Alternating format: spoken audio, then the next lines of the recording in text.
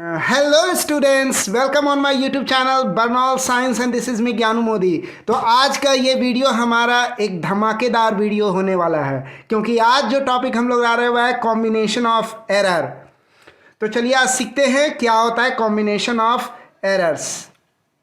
तो सबसे पहले आप देखिए यहाँ पर कि हम जो कहते हैं मास डेंसिटी, हाँ, ये जो बोलते हैं मास डेंसिटी, ये क्या होता है? ये होता है मास बाय वॉल्यूम, है ना। ये फॉर्मूला है किसका? मास डेंसिटी का। तो इसमें मास को हम क्या करते हैं? वॉल्यूम से डिवाइड करते हैं, तो क्या निकल जाता है? उस सब्सटेंस का डेंसिटी, मास डेंसिटी निकल जाता है। तो मान लीजिए सपोज थोड़ा देर के लिए कि अगर मास के मेजरमेंट में कुछ एरर है, ये जो मास है इसके मेजरमेंट में कुछ एरर है, और जो साइज है, जो डायमेंशन है, वॉल्यूम किससे निकलता है? वॉल्यूम के लिए एल इंटू एल, यानी length into breadth into height. तो ये करने से क्या निकलता है? वॉल्यूम निकलता है। हाइट और ब्रेड्थ क्या? ये भी एक तरह का लेंथ ही है। तो एल इंटू इस तरह से आप एल क्यूब करते हो, यानी लेंथ क्यूब हो गया एक तरह से। तो इससे क्या होता है? अगर लेंथ मेजर करने में कुछ गड़बड़ी है, एरर होगा ही होगा। ऐसा कोई फिजिकल क्वांटिटी नहीं कि जिसको आप मेजर करो और उसमें एरर ना हो, ये ऐसा हो नहीं सकता है। तो कुछ ना कुछ तो गड़बड़ होगा ही, वॉल्यूम में कुछ ना कुछ तो एरर होगा ही, मास में भी अगर मेजर करते तो कुछ ना कुछ एरर होगा ही। इसका मतलब हुआ कि अगर मास में एरर है, अगर मास में कुछ एरर है, अगर वॉल्यूम में कुछ एरर है, इसका मतलब हुआ कि डेंसिटी जो होगा, जो डेंसिटी निकलेगा, कैसे निकलेगा? जब मास को वॉल्यूम से डिवाइड करेंगे, तो इस डेंसिटी में भी कुछ ना कुछ एरर होगा। ये समझना है ना। तो यही मैं अभी कहना चाह रहा हूँ जो है। तो आज जो टॉपिक हम लोग डिस्कस करेंगे ना, उसमें हम लोग देखेंगे, क्या देखेंगे? ये देखेंगे कि एरर्स कैसे कंबाइन होते हैं, है ना। दो फिजिकल क्वांटिटीज जब उनको जोड़ा जाता है तो उनके एरर्स कैसे आपस में कंबाइन करते हैं। तो इसी चीज़ को हमको आज देखना है ना, और समझना भी है। तो मान लीजिए कि सपोज कीजिए कि मेजर्ड वैल्यूज़ जो है किसका भाई? दो फिजिकल क्वांटिटीज़ का मेजर्ड वैल्यूज़ हमको है, अवेलेबल है, और वो क्या है? वो है a plus minus delta a, b plus minus delta b. यानी कि कोई दो वैल्यू है, कोई दो फिजिकल क्वांटिटी है, a और b दोनों एक ही टाइप का है, लेकिन a अलग फिजिकल क्वांटिटी है, b अलग है। मान लीजिए लेंथ ही है, a क्या है? ये लेंथ है, b क्या है? ये किसी और चीज़ का लेंथ है, और दोनों को जोड़ते हैं। तो जोड़ते हैं तो लेंथ कितना ए का बोल रहा है? ए का लेंथ इतना है। ये क्या हो गया? True value. ये क्या हो गया? इतना सा पार्ट एरर। ये क्या हो गया? सेकेंड ऑब्जेक्ट का लेंथ, यानी b, true value, second object के लेंथ का ट्रू वैल्यू। और ये क्या हो गया? उस लेंथ में मौजूद एरर, है ना। तो ये हमको इतनी सी जानकारी दी हुई है। अब हमको कह रहा है कि इन दोनों को ऐड कीजिए, यानी कि बॉडी ए का जो लेंथ है और बॉडी बी का जो लेंथ है, दोनों को जोड़ने कह रहा है। तो दोनों को जब जोड़ेंगे तो रिजल्ट क्या मिल रहा है? ये z, ये मिल रहा है हमें रिजल्ट। तो जब ये z हमारा रिजल्ट है, आखिर क्या चीज़ का रिजल्ट है? a और b के जुड़ने का ये रिजल्ट है z। तो जब a और b को हम जोड़ रहे हैं तो भाई एरर का खेल कैसे होगा, इसी को तो समझना है। इसी के लिए तो आज का ये वीडियो बनाए हैं। तो ये जो z है, ये क्या है? a और b का सम है। a जब मेजर किया गया तो कुछ इसमें एरर था, इतना सा एरर था। b जब मेजर किया गया तो उसमें भी कुछ ना कुछ एरर था। तो जब z तैयार हुआ, अब z कैसे बना, a और b को जोड़ने से z हासिल कर रहे हैं, दोनों को जोड़े हैं। तो जब a में एरर है और b में एरर है तो ऐसा कभी नहीं हो सकता कि z में एरर ना हो, है ना। तो z में भी एरर होगा, है ना। तो ये जान लीजिए। तो यही जानेंगे, यही निकालने सीखेंगे कि z में जो एरर होगा वो कितना होगा, कैसे पता करेंगे, कैसे जानेंगे। तो चलिए आगे बढ़ते हैं, सफ़र को आगे बढ़ाते हैं। तो अब हम देख रहे हैं कि ये z plus minus delta z है, और तो अगर हम जोड़ते हैं इसको, अगर हम a और b को जोड़ रहे हैं तो a और b जोड़ रहे हैं, उसके साथ साथ ये एरर भी मौजूद है। तो हम कह सकते हैं this portion is a and this portion is b। तो दोनों को जब जोड़ेंगे तो ये क्या होगा, a प्लस b। ये हो गया a का ट्रू वैल्यू, ये क्या हो गया, ये हो गया b का ट्रू वैल्यू, है ना। तो दोनों जुड़ जाएगा स्ट्रेट। और एरर क्या होगा, एरर कुछ इस तरह से अपीयर होगा, है ना। तो ये एरर आखिर क्या हो रहा है, ये दोनों एरर भी जुड़ जाएगा। ये दोनों, ये क्या हो गया इतना सा, ये हो गया a में मौजूद जो एरर है, और ये क्या है, ये है b में जो मौजूद एरर है, ये दोनों भी जुड़ जाएगा। तो रिजल्ट क्या मिलेगा हमें, रिजल्ट तो, और एक बात जान लीजिए, जो मैक्सिमम पॉसिबल एरर z में है वह कितना होगा, वह होगा डेल्टा z। और ये डेल्टा z क्या हो जाएगा, ये डेल्टा z हो जाएगा delta a plus delta b। यानी z में जो मैक्सिमम पॉसिबल एरर होगा वह होगा a में मौजूद एरर और b में मौजूद एरर। यानी ये जो मैक्सिमम पॉसिबल एरर है z में वह कितना होगा, जितना a में एरर था, ठीक है, और जितना b में एरर था, दोनों को जब जोड़ेंगे ना तो हमको क्या हासिल होगा, टोटल एरर जो z में है, z क्या है, a और b का सम है, तो उसमें मौजूद एरर होगा ये। क्लियर हो गया, समझ में आ गई बात। इसका मतलब क्या हुआ, निचोड़ क्या निकला, क्रक्स क्या निकला, यह निकला कि जब हम लोग दो फिजिकल क्वांटिटीज़ यानी कि a और b, यहाँ क्या है, वो दोनों a है एक और एक b है, तो जब दो फिजिकल क्वांटिटी को हम जोड़ते हैं तो उनके रिजल्ट जो हमें हासिल होते हैं, यानी ये z जो हमको हासिल हुआ, रिजल्ट में उनके एरर्स क्या होते हैं, ऐड हो जाते हैं। ये कंसेप्ट हमेशा याद रखना एरर कॉम्बिनेशन के मामले में, ठीक है। अब आगे बढ़ते हैं। तो इसका मतलब क्या हुआ, मैक्सिमम पॉसिबल एरर जो z में होगा, जो हमारे इस z में होगा मैक्सिमम पॉसिबल एरर, वह क्या होगा, वह होगा delta a plus delta b। खत्म। अब आगे बढ़ते हैं, अब आगे देखते हैं आगे क्या है, सॉरी, हाँ। तो अब अगला जो टॉपिक है जो हम डिस्कस करेंगे कॉम्बिनेशन ऑफ एरर्स के तहत, वह टॉपिक है कि जब हम किसी एक फिजिकल क्वांटिटी को सब्सट्रैक्ट करते हैं उसी प्रकार के दूसरे फिजिकल क्वांटिटी से, है ना, तो किस तरह से एरर कंबाइन करते हैं, इसको अब हमको सीखना है। यानी सपोज कीजिए कि हमारे पास a और b ये दो फिजिकल क्वांटिटी, मान लीजिए लेंथ है, ये a का लेंथ है, ये b का लेंथ है, जो भी है, a का लेंथ दिया हुआ है, ये ट्रू वैल्यू हो गया, ऑब्जेक्ट a का लेंथ का ये ट्रू वैल्यू हो गया, ये ऑब्जेक्ट a का लेंथ में एरर हो गया, ये ऑब्जेक्ट b का लेंथ का ट्रू वैल्यू हुआ, और ये हो गया ऑब्जेक्ट b के लेंथ में मौजूद एरर।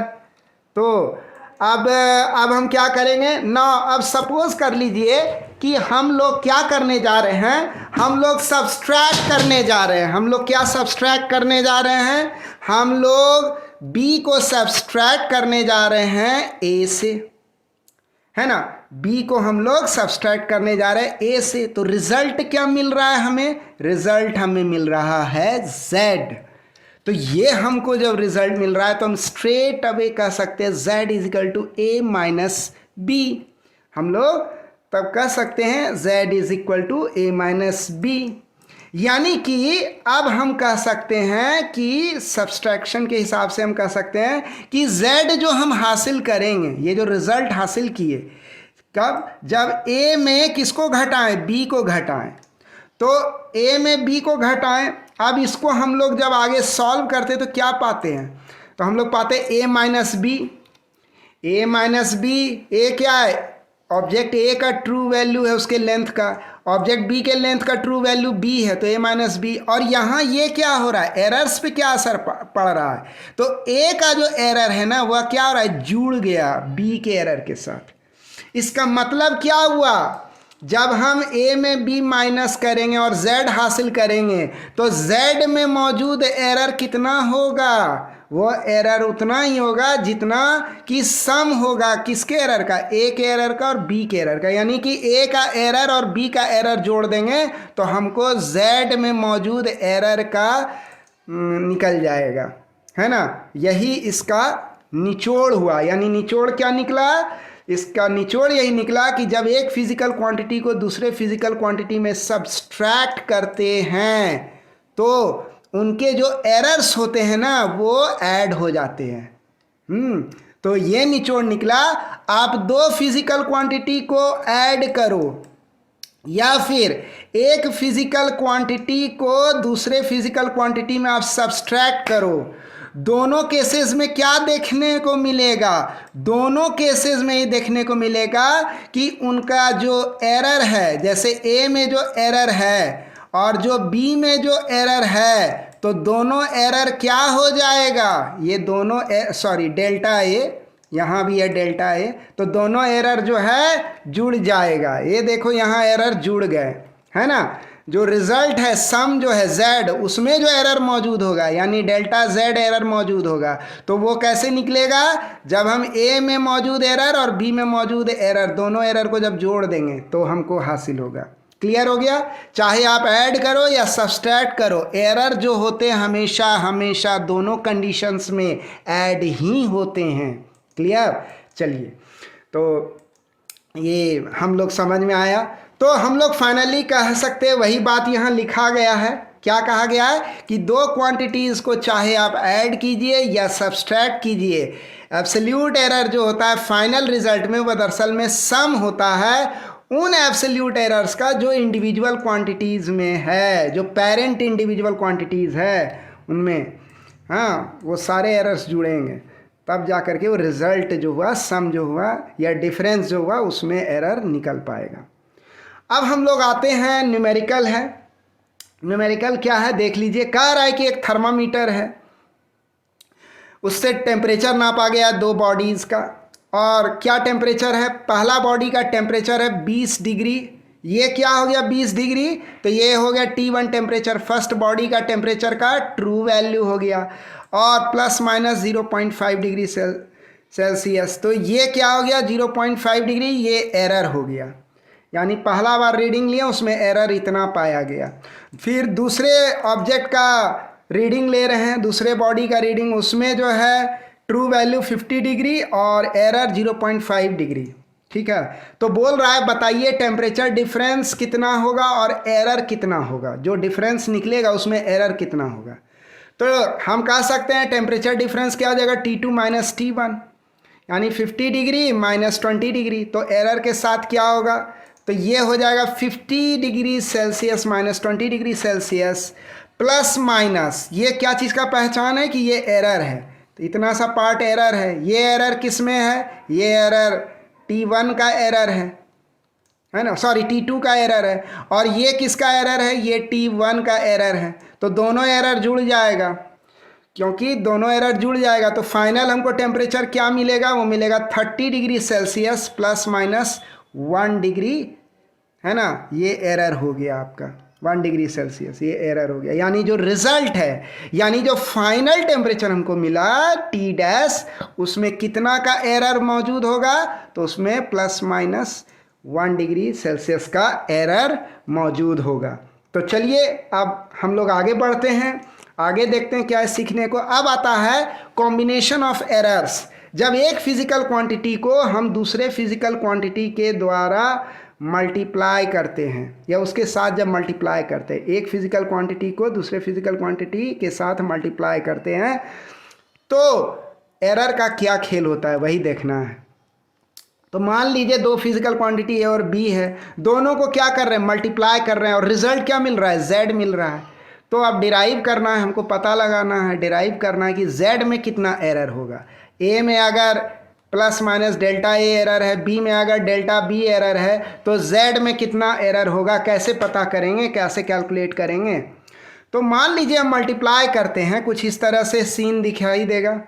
ये क्या हो रहा है, ए मल्टीप्लाई हो रहा है अपने एरर के साथ, किसके साथ, बी के साथ, बी भी अपने एरर के साथ है। रिजल्ट क्या मिलेगा, जेड मिलेगा अपने एरर के साथ, डेल्टा जेड के साथ। तो अब क्या होगा आगे, तो आगे क्या होगा, इसको मल्टीप्लाई करो, मल्टीप्लाई करोगे तो क्या होगा, ए इंटू बी, ये तो ट्रू वैल्यू है ए का, ये ट्रू वैल्यू बी का, दोनों मल्टीप्लाई हो तो ए बी देगा।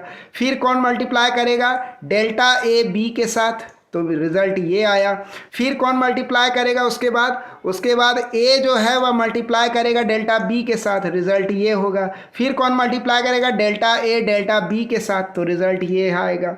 तो ये हमको रिजल्ट आ गया।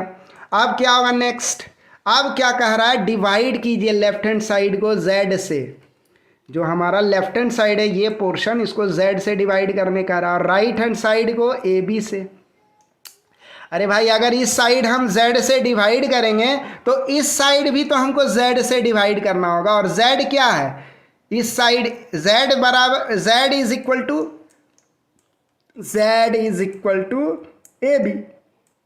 तो हम यहाँ z के जगह राइट RHS में ए बी लिख देंगे, है ना।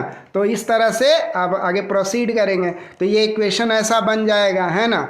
लेफ्ट साइड में z से डिवाइड किए, राइट साइड में a b by a b हो जाएगा। फिर यहाँ भी b into delta A by a b हो जाएगा।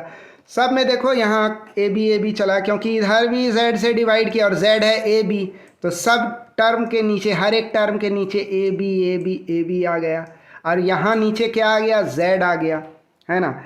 अब इसको सॉल्व करेंगे, इसको सॉल्व करेंगे तो कुछ इस तरह से कट जाएगा, ए बी, इधर b कट गया, इधर a कट गया, और ये रिजल्ट हमको देगा। अब ये कैसे हो गया समझ में आ रहा है, 1 plus delta z by z, है ना।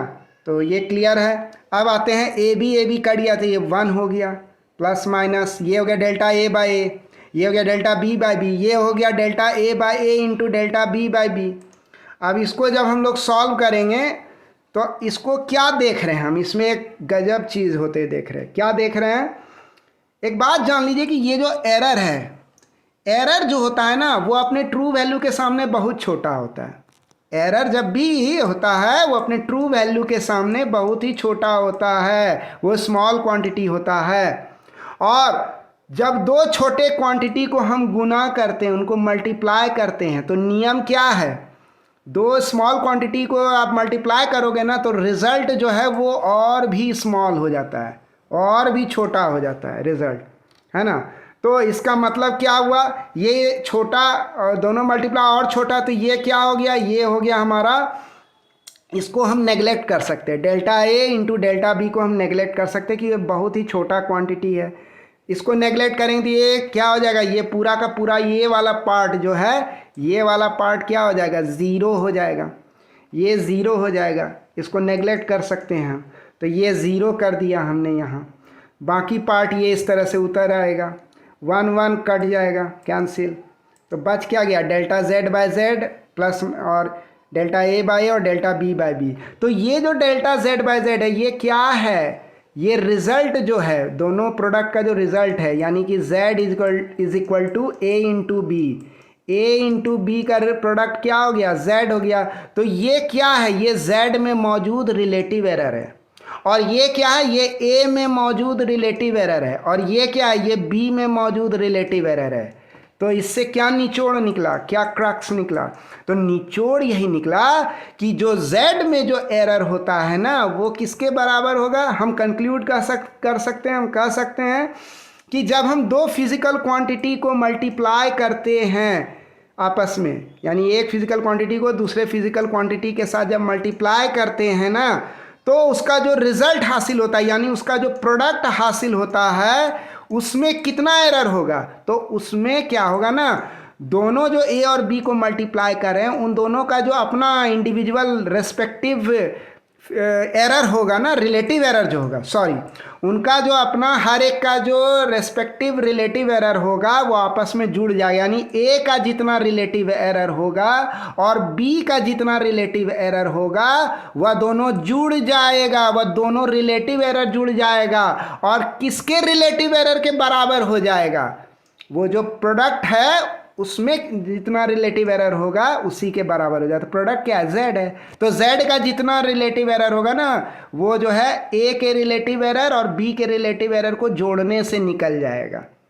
क्लियर हुआ? कब ऐसा करेंगे, जब ए और बी को मल्टीप्लाई कर रहे हैं, यानी जब प्रोडक्ट के रूप में है ए और बी आपस में मल्टीप्लाई हो रहा है तब ऐसा होगा, यानी उनका रिलेटिव एरर जुड़ेगा। ध्यान दीजिए, एक बड़ा बारीक सा डिफरेंस है। क्या डिफरेंस है? जब हम दो फिजिकल क्वांटिटी को जोड़ते हैं, ए और बी को जोड़ते हैं, या जब हम दो फिजिकल क्वांटिटी में से एक को दूसरे में घटाते हैं तो तो जो एरर्स होते हैं, जो एरर ए में होगा यानी डेल्टा ए और जो एरर बी में होगा यानी डेल्टा बी, दोनों क्या होता है, जुड़ जाता है। जो सम होगा या जो डिफरेंस होगा उसमें जुड़ जाएगा ये दोनों एरर। लेकिन जब ए और बी मल्टीप्लाई होते हैं, जब ए इंटू बी करते हैं, मल्टीप्लाई होते हैं, तब क्या होगा, तब उनका एरर नहीं जुड़ता है, बल्कि उनका क्या जुड़ेगा, उनका जो है रिलेटिव एरर जुड़ जाएगा। Relative error delta A by ए जुड़ेगा किसके साथ, डेल्टा बी बाय बी के साथ, यानी रिलेटिव एरर जुड़ता है। यानी जब गुना होता है ना दो फिजिकल क्वांटिटी का तो उनके रिलेटिव एरर्स जुड़ते हैं, एरर नहीं जुड़ते हैं। लेकिन जब दो फिजिकल क्वांटिटी का जोड़ होगा या उनके बीच में डिफरेंस निकालेंगे, माइनस करेंगे एक को दूसरे में, तब भी जो है उनके एरर्स जुड़ते हैं, रिलेटिव एरर नहीं जुड़ते हैं। रिलेटिव एरर कब जुड़ता है, जब मल्टीप्लिकेशन हो रहा हो ए और बी के बीच में, तब रिलेटिव एरर जुड़ते हैं। ये बारीक बात है ना, पते की है और इसको भूलना नहीं है, ना तो सब गड़बड़ हो जाएगा। चलो आगे बढ़ते हैं। अब आता है, तो यहाँ देख लो, यहाँ क्या दिखा रहा है, ये जो रिजल्ट है किसका रिजल्ट हुआ है, ए और बी का ये प्रोडक्ट है जेड। तो जेड यहाँ क्या है, ये ट्रू वैल्यू है, और ये क्या है, ये है जेड में मौजूद रिलेटिव एरर। ए इंटू बी ये प्रोडक्ट हुआ, ये क्या हो गया, ए में मौजूद रिलेटिव एरर, ये क्या हो गया, बी में मौजूद रिलेटिव एरर। ठीक है, आ गई बात समझ? दोनों यहाँ देख लो, ये दोनों रिलेटिव एरर्स क्या हो रहे हैं, आपस में जुड़ रहे हैं, और क्या दे रहा है हमें, जेड में मौजूद रिलेटिव एरर। ये दोनों क्या हो जाएगा, ये दोनों बराबर हो जाएंगे। क्लियर? चलो आगे बढ़ते हैं। अब आता है next topic, combination of errors के तहत जो पढ़ेंगे कि जब एक फिजिकल क्वांटिटी को दूसरे फिजिकल क्वांटिटी के द्वारा डिवाइड करते हैं तब रिलेटिव एरर का तब एरर का खेल कैसे होता है, एरर कॉम्बिनेशन कैसे होता है, उस चीज़ को समझेंगे। तो आइए देखते हैं कैसे होता है। तो मान लो कि हमको वैल्यू दिया हुआ ए और बी का, इसमें से हमको जो है z जो है रिजल्ट के रूप में मिल रहा है। कब? जब हम लोग a को जो है b के द्वारा डिवाइड कर रहे हैं। Sorry, there is a slight mistake here, it has been written multiplying when we are dividing. Sorry, there is a very slight mistake, dividing when we are dividing, इसको ध्यान देना। When we are dividing a and b and we are getting z as result, तो हम क्या कर रहे हैं, a physical quantity को बी फिजिकल क्वांटिटी के द्वारा डिवाइड कर रहे हैं। यानी ए कहाँ मौजूद है, न्यूमरेटर में मौजूद है, और बी कहाँ मौजूद है, डिनोमिनेटर में मौजूद है। तो रिजल्ट क्या मिल रहा है, जेड मिल रहा है। तो जेड में कितना एरर होगा ये कैसे पता करेंगे, जबकि हमको यह पता है कि ए में जो है डेल्टा ए एरर है, बी में डेल्टा बी एरर है। तो इस कंडीशन में जेड में जो है कितना एरर z में पाया जाएगा, ये जो z है इसमें कितना एरर पाया जाएगा, यही हमको पता करना है। बहुत आसान है, आराम से पता कर लिया जाएगा। तो सबसे पहले हमको क्या करना है, z plus minus delta z error के साथ लिख लिए, that is equal to a divided by b। a भी अपने एरर के साथ है, b भी अपने एरर के साथ है। अब चलो आगे खेल देखते क्या होता है। तो क्या होता है भाई, आगे क्या होता है। अब आगे देखो, ये a बाय बी कर दिया हमने a बाय बी यहाँ से निकाला, कॉमन आउट कर दिया हमने। तो यहाँ क्या आ जाएगा, 1 plus minus delta A by ए। अरे नहीं समझे, देखो कैसे हुआ, समझाते हैं अभी। ये देखो a बाय बी हम कर रहे हैं, हम क्या कर रहे हैं यहाँ, a बाय बी कर रहे हैं। तो a जो है यहाँ पर क्या हो जाएगा, मान लो आप इस जगह ए रखे हो, प्लस माइनस आप कर दिए, यहाँ डेल्टा ए कर दिए, है ना। तो आप यहाँ पर मान लो ये डेल्टा ए है, इसके साथ आप क्या कर रहे हो, ऊपर भी ए दे दिए और नीचे भी ए दे दिए, कोई दिक्कत नहीं। डेल्टा ए है, इसके साथ हम ए नीचे भी ए दे दिए, ऊपर भी ए दे दिए, ये ऐसा कर दिए। तो हम इसको ऐसे भी तो लिख सकते हैं, और नीचे क्या कर दिए हम, ऐसा देख लो, यहाँ बी था, ये बी था, यहाँ ये बी, और क्या था, प्लस माइनस डेल्टा बी।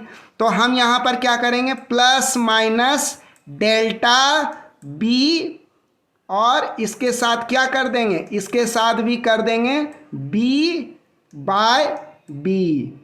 चलो इसको भी ब्रैकेट में बंद कर दो। तो अब हम कह सकते हैं यहाँ से कॉमन निकाल लेंगे, तो ये क्या हो जाएगा, ए बाय बी, ये ए जो है निकाल लिए यहाँ से, ये ए यहाँ आ गया, और बी जो है ये भी बाहर निकाल लिए यहाँ से।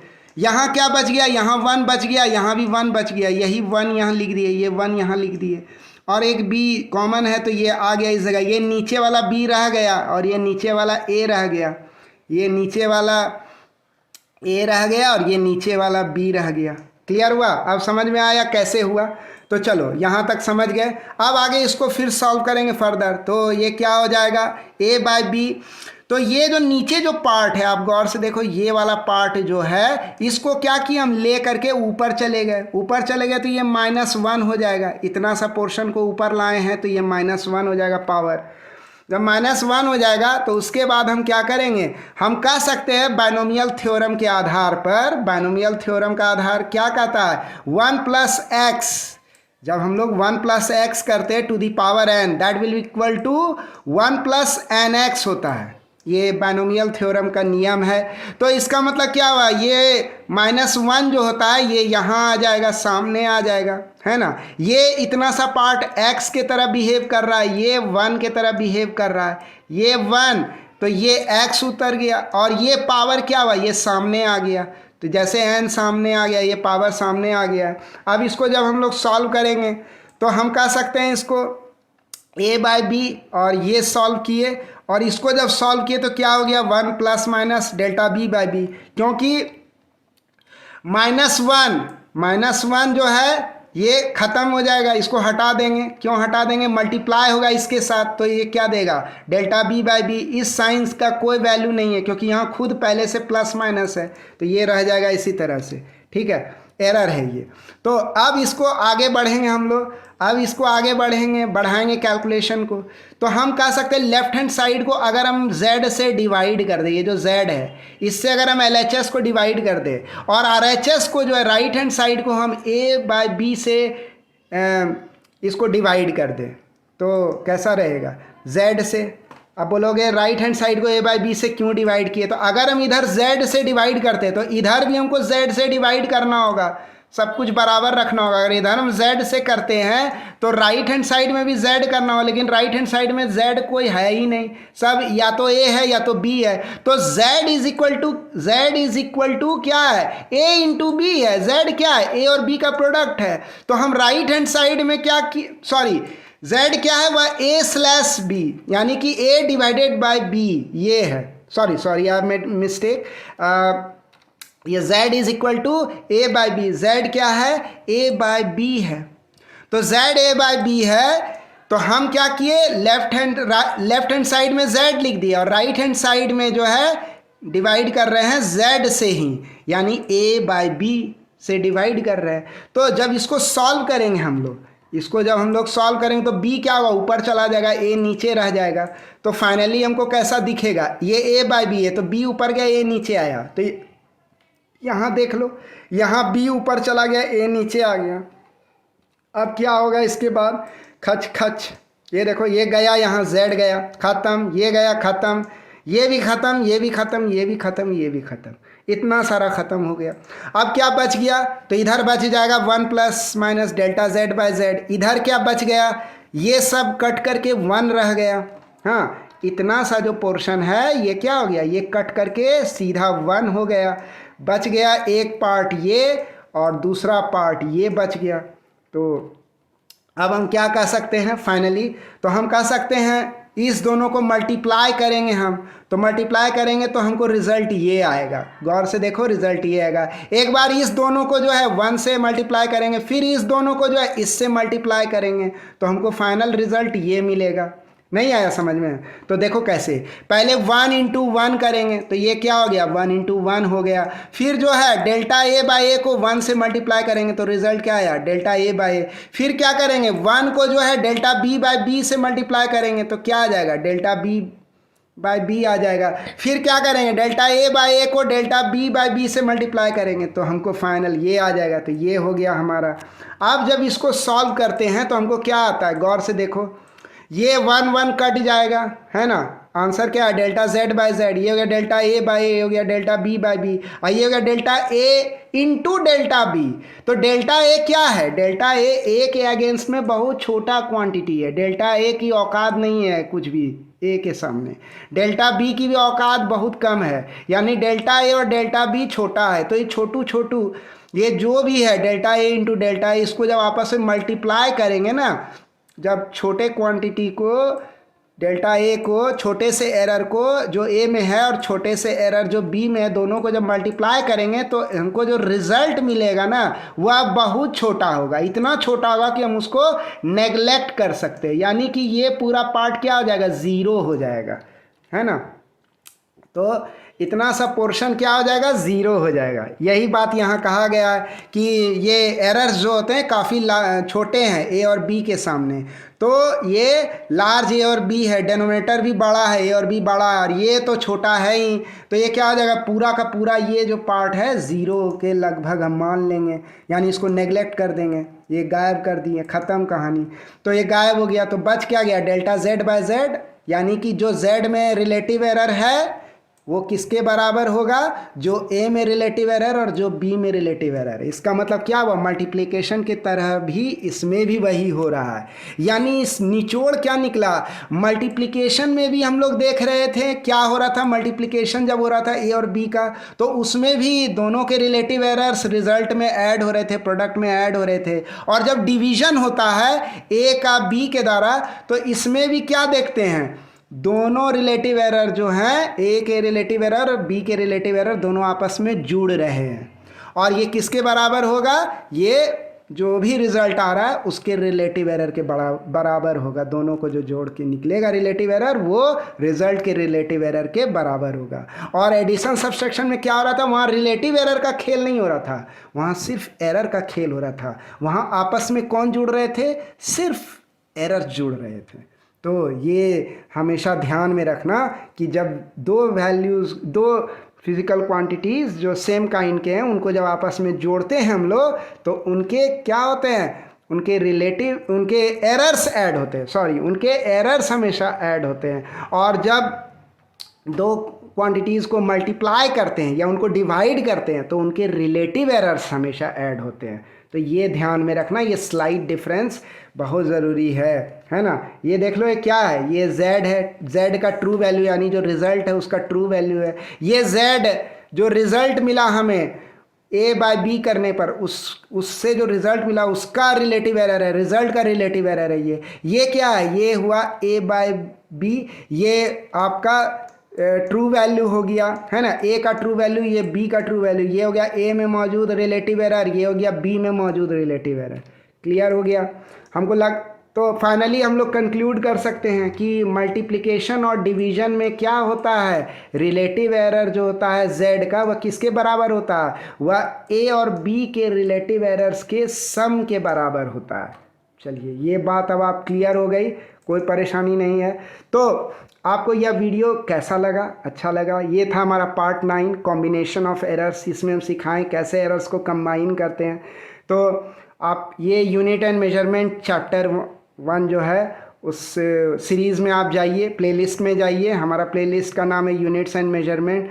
उसमें आपको तमाम वीडियोस मिल जाएंगे, एक वीडियो देखने से कुछ नहीं होगा, सारे वीडियोस देखिए। तो आप प्लीज़ कमेंट करके हमको बताइए कि आपको हमारा ये वीडियो कैसा लगा, अच्छा लगा, नहीं लगा। आप दोनों कमेंट्स कर सकते हैं and we will appreciate that. तो अगर आपको अच्छा लगा तो प्लीज़ आप हमारे इस प्यारे से यूट्यूब चैनल बर्नौल साइंस को लाइक कीजिए, सब्सक्राइब कीजिए और बेल आइकन को तो प्रेस करना बिल्कुल नहीं भूलिएगा। उसमें ऑल ऑप्शन को ज़रूर क्लिक कीजिएगा ताकि आपको सभी नोटिफिकेशंस मिलती रहे। और कमेंट्स ज़रूर लिखिएगा, भूलिएगा नहीं। वेट कीजिए अगले वीडियो के लिए जो कल अपलोड होने वाला है ना। तब तक के लिए खुश रहिए, मुस्कुराते रहिए, हंसते रहिए। आपने हमारा वीडियो देखा, थैंक्स फॉर दैट। मिलते हैं अगले वीडियो में।